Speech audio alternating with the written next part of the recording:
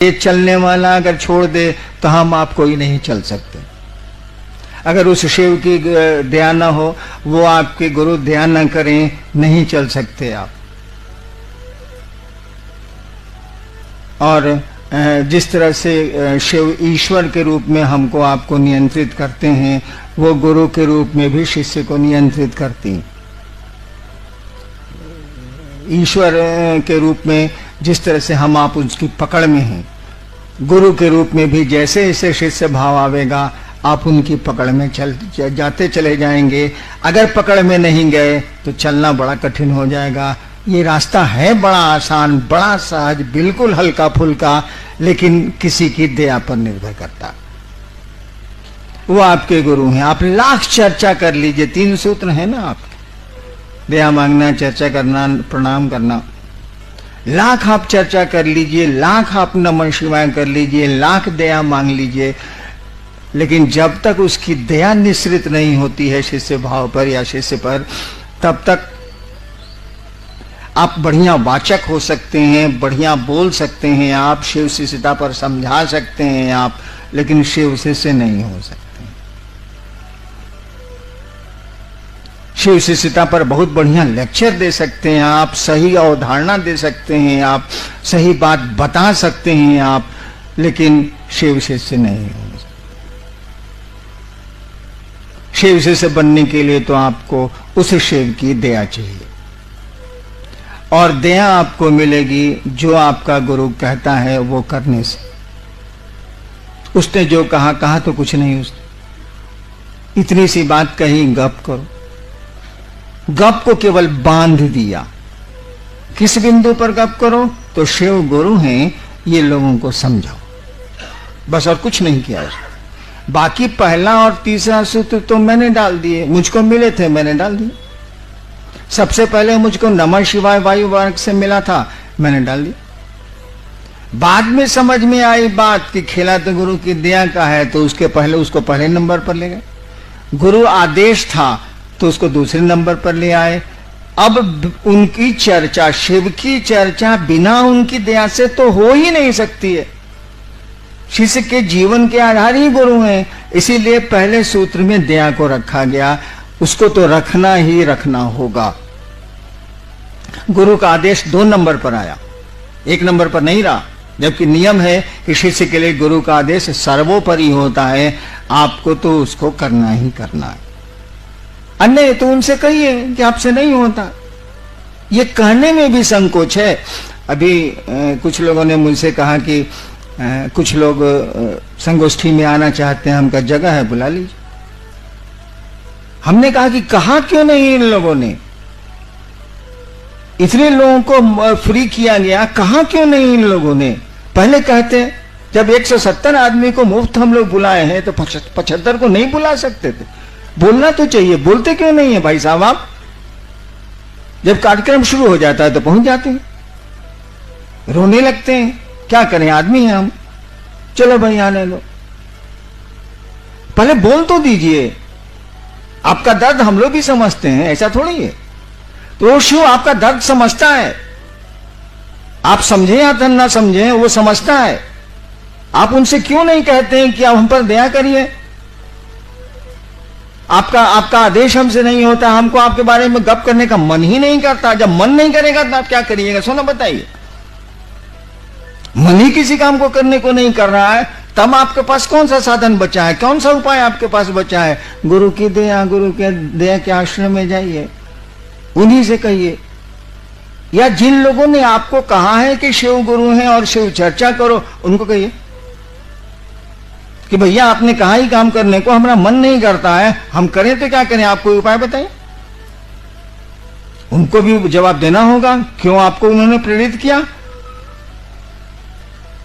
और वो भी आपको जवाब दे सकते हैं। वो भी आप पर दया कर सकते हैं, क्योंकि गुरु भाव को दया करने का अधिकार है। तो जितना शिष्य भाव आप में आया है उतना तो गुरु भाव है, उतनी तो दया आप कर ही सकते हैं। और कम से कम गुरु का आदेश है तो उस आदेश में बल होता है। आदेश बिना बल के हो ही नहीं सकता। अगर कोई आदेश देता है और उसमें ताकत नहीं है, आदेश लागू नहीं होगा।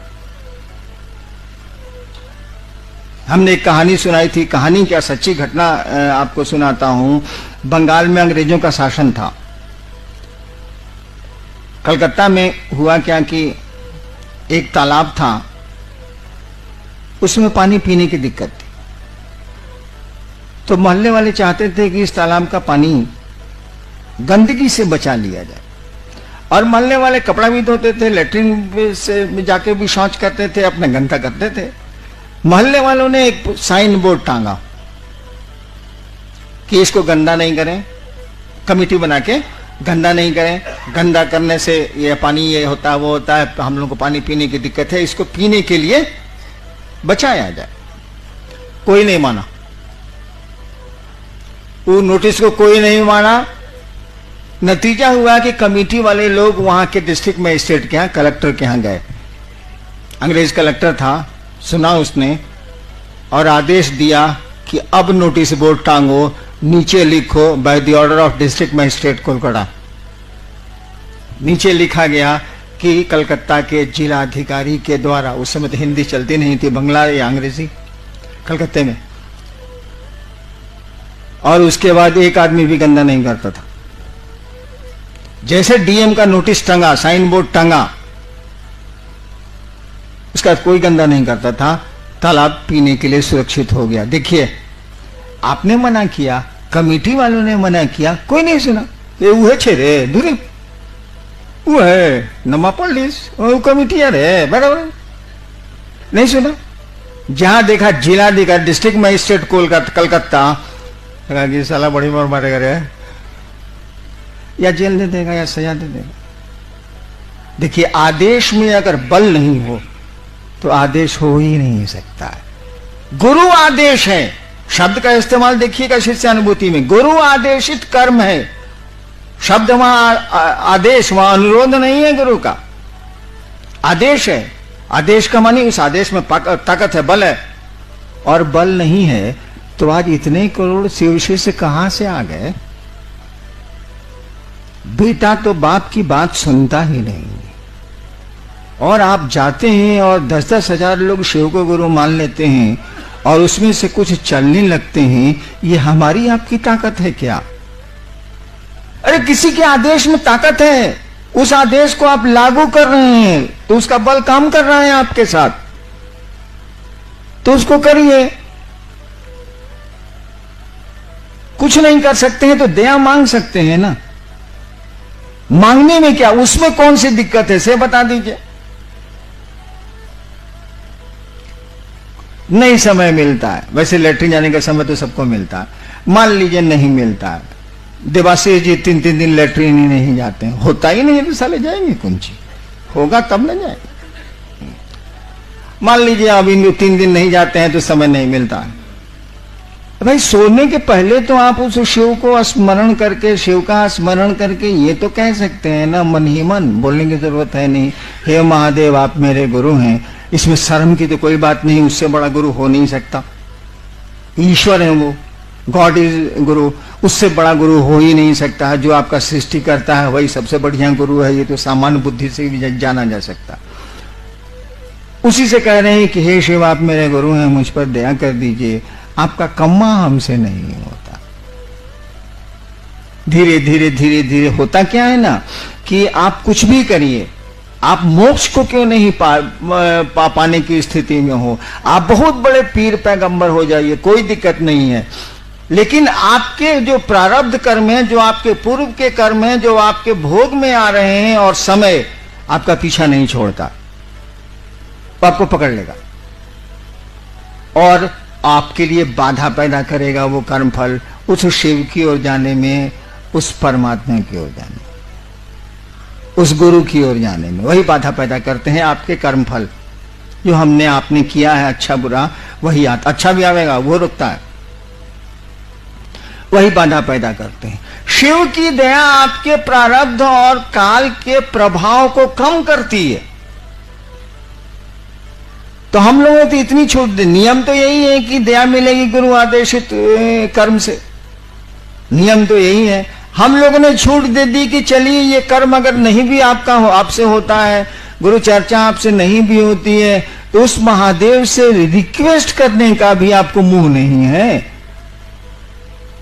इतना तो कर ही सकते हैं ना।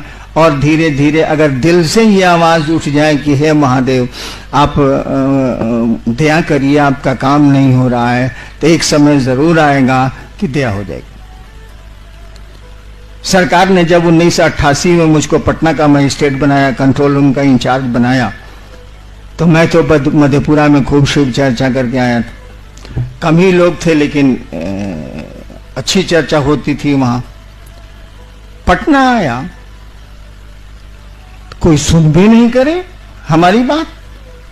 मैं तंत्र की मोटी मोटी किताब जीप में रखवा लेता था और कंट्रोल रूम में ले जाके टेबल पर झूठो मूठो रखता था कि कोई पूछे कि आपको तंत्र में मन होने लगता है का? साला कोई नहीं पूछे। कितने लोगों ने ये सोच के कि हैनान जी तांत्रिक है, हम कहे चलो इसी पर चलेगा, तांत्रिक है। अरे फंसाने के लिए साला सांप नहीं दिखाया जाता, बेचना तो साला दांत मंजन है। कितने लोगों ने हमको कहा कि देखिए आप बहुत पूजा पाठ करते हैं, बहुत किताब उताब लेके चलते हैं, इससे ज्यादा दो लोग जानता नहीं था। हमारा बेटा खो गया है, जरा खोजवा नहीं दीजिएगा, भाई कुछ बता दीजिए। हम कहे ना 7वें दिन मिल जाएगा। ये सब भी काम बहुत किया हम, लेकिन जब मिल जाए तो 4 महीना के बाद साला नजर आए हमको। हम कहा ये साहब आप 4 महीना पहले मिले थे, बेटवा मिला तो खबर करने आए, उसके बाद आप 4 महीना के बाद नजर आ रहे हैं। कहा क्या करें सर, बगल वाला हमारी बीवी को बड़ी गाली देता है, सोचा कि आपसे थाना में फोन करा देते हैं। हमको उठ यहां से साला, तुम कंट्रोल में हिम्मत कैसे क्या आने का, निकल यहां से साले पुलिस ऑफिसर निकल। मैंने गुस्सा के उसको मैं डांट देता था कि साला हमरा तो दंतमंजन कीना नहीं, सांप भी देख लिया दंतमंजन कीना नहीं, इससे हमको क्या मतलब। ये स्थिति थी कि हमने खाना छोड़ा। हमने पत्नी को कहा कि एक शिवसी से नहीं बन रहा है साला, आज बच्चों का खाना बनेगा, यही अन्नू मोनू लवली छोटे छोटे थे, खाना बनेगा, हम लोग का खाना बंद रहेगा। 2 दिन खाना छोड़े। हम तो खाना छोड़ने के ऐसे भी मास्टर हैं, सब लोग जानता। 2 दिन खाना छोड़े। मेरा महादेव, मेरे टीवी के चैनल में कुछ आता है जो दूसरों को नहीं आता, हम क्या कर सकते हैं, झूठी बात सही। मेरे महादेव ने कहा जिद नहीं करो, खाना खाओ। तो अब क्या करें, हमारा टीवी झूठे बोल रहा है, तो हमारे लिए टीवी, हम आपका टीवी कहां से लावेंगे भाई साहब, जो मेरे पास है वही न रहेगा। खाना खा लिया। शाम होती थी जब मैं लौटता था कलेक्ट्रेट से, तो बालकोनी में, सरकारी क्वार्टर था, बालकोनी में कुर्सी लगा के हम पत्नी मेरी बैठे रहते थे कि लोग आ रहा है कहीं इधर तो नहीं आ रहा है, आवेगा तो साले को चाय भी पिलाएंगे और शिव चर्चा भी सुनाएंगे। साला आवे और उधर मुड़ जाए। अब से फ्लैट है, बहुत क्वार्टर है उसमें, उधर मुड़ जाए, हमके दूर साला कोई नहीं आया। 9 महीना बीत गया, एग्जैक्ट 9 months, 9 महीना बीत गया और एक आदमी शिवसी से नहीं बना। हमारे जैसा हल्ला करने वाला, मैं बहुत बवाली आदमी रहा हूं आज तक, हमें जैसा हल्ला करने वाला, महादेव को पेरने वाला, और जितनी ताकत थी मैंने इस्तेमाल किया। और महादेव की दया से कुछ ताकत आपसे ज्यादा जरूर रही है, अब नहीं। अब आप ताकतवर हैं, मैं बहुत कम।